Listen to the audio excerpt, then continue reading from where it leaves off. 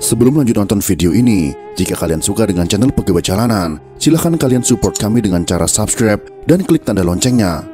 Silahkan gunakan headset Anda untuk mendapatkan kualitas suara yang jernih. Selamat menonton.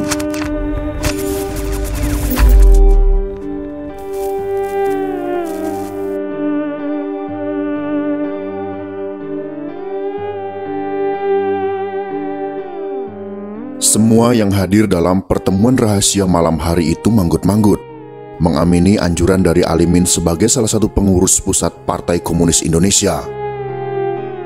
Mata mereka merah nanar. Udara malam pada Juni tahun 1925 terasa dingin menusuk dan turut mengentalkan tekad seluruh aktivis PKI untuk melakukan pemberontakan serentak pada bulan Juli tahun 1926 di Seantaro, Nusantara. Selama setahun, pemberontakan itu didahului serentetan pemogokan buruh, tani, dan nelayan tanpa putus di berbagai tempat. Alimin menyusun segala pemogokan secara berurutan.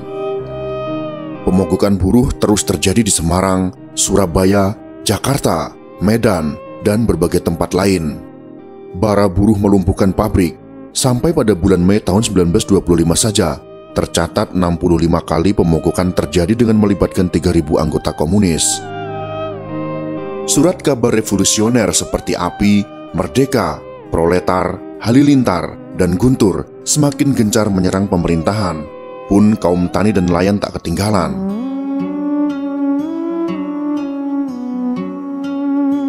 Darah para aktivis PKI semakin mendidih, tak sabar hari pemberontakan itu tiba. Mereka segera ingin menumpahkan darah serdadu Belanda membasahi tubuh dan bajunya. Sebagaimana pada Perang Baratayuda, Bima sangat haus menenggak darah Darsasana, sebagaimana Drupadi yang ingin mencuci rambutnya dengan darah Dursasana. Di ujung tahun 1925, ditiup angin basah bulan Desember, pemimpin-pemimpin PKI mengadakan pertemuan di Prambanan yang dipimpin oleh Alimin. Pertemuan ini dihadiri oleh tokoh-tokoh PKI, di antaranya adalah Budi Sucipto, Ali Arham, Sugono, Surat Harjo, Martoyo, Jatim, Sukirno, Suwarno, Kusno, dan lain sebagainya. Sedang Said Ali, pemimpin PKI cabang Sumatera Barat, pada pertemuan ini hadir mewakili seluruh Sumatera mengadakan pertemuan kilat di Prambanan. Setelah membahas situasi terakhir, pertemuan Prambanan memutuskan PKI sepakat mengadakan pemberontakan pada bulan Juli tahun 1926. Para petani, buruh, dan nelayan berhasil dihasut oleh Alimin, Musso, dan kawan-kawan. Setelah pemogokan, kemudian disambung aksi bersenjata. Kaum tani pun dipersenjatai, dan serdadu-serdadu pribumi pun ditarik dalam pemberontakan ini. Sementara itu, Belanda semakin keras untuk menindak pengurus PKI. Pada bulan Januari tahun 1926, Belanda memutuskan untuk menangkap Musso, Budi Sucipto, dan Sugono. Namun pemerintah Hindia Belanda gagal menangkap karena mereka telah lari ke luar negeri. Mereka telah lari ke Singapura bersama Alimin, Subakat, Sanusi, dan Winata untuk merundingkan lagi keputusan Prambanan. Keputusan pemberontakan ini tak disetujui oleh Tan Malaka. Ia adalah satu-satunya tokoh Indonesia yang mewakili jaringan komunis internasional atau Komintern untuk wilayah Asia Tenggara. Saat itu Tan Malaka berada di Bangkok, kantor pusat Komintern wilayah Asia Tenggara. Bahkan, Stalin sebagai pemimpin tertinggi di Rusia pun tidak setuju karena situasinya belum siap. Akan tetapi para tokoh PKI yang tersisa di Indonesia nekat melakukan pemberontakan. Padahal, seluruh pimpinan tinggi PKI tidak ada di Indonesia. Mereka sedang melarikan diri. Dalam propaganda, para tokoh PKI selalu aktif mendatangi rumah-rumah penduduk. Lalu pemilik rumah disuruh membeli karcis merah seharga setalen. Mereka yang telah membeli karcis ditunjuk untuk melakukan huru-hara pada tanggal 12 dan 13 November pada tahun 1926.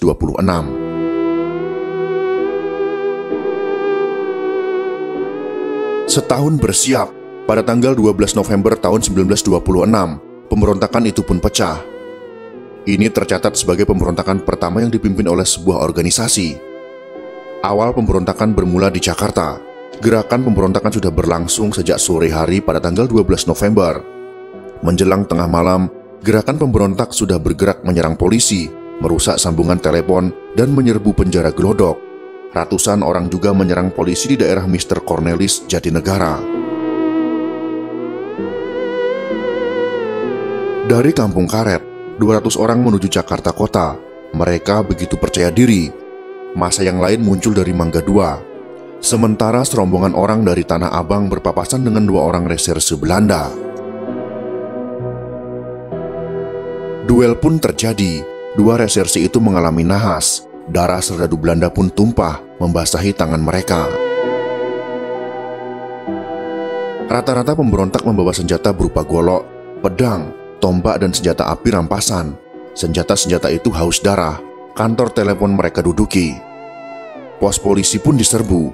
Sasaran bukan hanya milik pemerintah, tetapi juga penguasa pribumi. Di Mr. Cornelis, rumah asisten Wedana diobrak-abrik. Setelah berlangsung 2 hari, pemberontakan baru bisa dipadamkan. Penjara Glodok, Salemba, dan rumah Gubernur Jenderal Hindia Belanda, yaitu Van Limburg Stirum, diserang oleh anggota PKI. Orang-orang PKI juga melakukan serangkaian perusakan. Kantor telepon dan telegraf diserang. Rel kereta api di Banten dirusak dan dibongkar. Pemberontakan serupa juga terjadi di Tangerang, Banten, Priangan, Solo, Banyumas, Pekalongan, Kediri, Surakarta, dan Sumatera Barat. Pemberontakan paling keras terjadi di Priangan dan Banten. Di kedua daerah itu, momen pemberontakan bertemu dengan keresahan luas di kalangan kaum tani. Sebagian besar pemberontak hanya bersenjatakan pisau dan kelewang, hanya sebagian kecil yang menggunakan senapan. Mereka seolah muncul begitu saja. Massa berbondong-bondong membawa senjata. Tak takut bermuka-muka dengan aparat kolonial, anyir darah pun memenuhi udara. Di Priangan Tengah, kader PKI melakukan serbuan pada jam 9.30 malam, menyerang pos polisi di Nacik. Seorang agen polisi mencoba memberikan perlawanan terhadap kaum pemberontak mendapat luka-luka. Pada malam itu, kaum pemberontak membongkar rel kereta api Ranca Ekek untuk mencegah lalu lintas kereta api yang mengangkut serdadu. Di Batu Jajar, kaum pemberontak juga menyerbu rumah kepala desa dan dibakar bersama rumahnya. Pemberontakan juga terjadi di Cimahi. Jembatan yang menghubungkan jalan dari Garut ke Bandung dirusak, tak terkecuali jembatan di Cilis. Sedangkan di Sumatera, pemberontakan PKI baru dimulai pada tanggal 1 Januari tahun 1927. Pusat pemberontakan berlangsung di Sawah Lunto. Di sini pemberontakan dipimpin langsung oleh PKI dan Sarekat Rakyat atau SR. Sejumlah opsir berdarah Indonesia juga berpartisipasi dalam pemberontakan. PKI Sawah Lunto memprovokasi kaum tani yang muslimin. Dari pemberontakan, PKI melakukan tipu muslihat dengan mengeksploitasi penderitaan para petani. Sesungguhnya, PKI hanya mengumpankan kaum tani kepada Belanda. Orang-orang PKI mengatakan, apabila memberontak, akan datang kapal terbang Angkatan Udara Turki ditugaskan oleh Kemal Atatürk untuk membantu pemberontakan. Namun, itu hanya isapan jempol belaka. Di Pagi Buta yang becek pada awal tahun 1927, kaum pemberontak di Silungkang, Sumatera Barat akhirnya mengikuti jejak rekan-rekan mereka di Banten yang meletuskan pemberontakan pada pertengahan November tahun 1926. Mereka menyerang kedudukan pemerintah. Sasaran utamanya adalah menangkap dan membunuh pejabat pemerintah, pejabat pribumi, dan kulit putih. Mereka juga merusak sejumlah instalasi publik seperti stasiun dan kantor pos. Juga berencana membakar instalasi tambang batu bara dan menyerang semua simbol rezim kolonial di kota itu. Gerakan pemberontak itu dapat dipatahkan, hanya sebagian kecil sasaran yang terpenuhi, selebihnya menyisakan prahara berkepanjangan. Pemberontakan di Jawa dan Sumatera pada kenyataannya justru menimbulkan korban pada rakyat. Pemberontakan ini dapat dengan mudah diluluhlantakkan Belanda. Sampai tanggal 12 Januari tahun 1927, ratusan bom dan senjata api disita. Sebanyak 9 orang digantung dan 13.000 orang ditahan. Padahal tidak semua yang ditahan adalah aktivis PKI. Banyak di antara mereka adalah petani, buruh, dan nelayan muslim yang terkena hasutan. Kebanyakan mereka dibuang keluar Sumatera Barat termasuk ke Digul.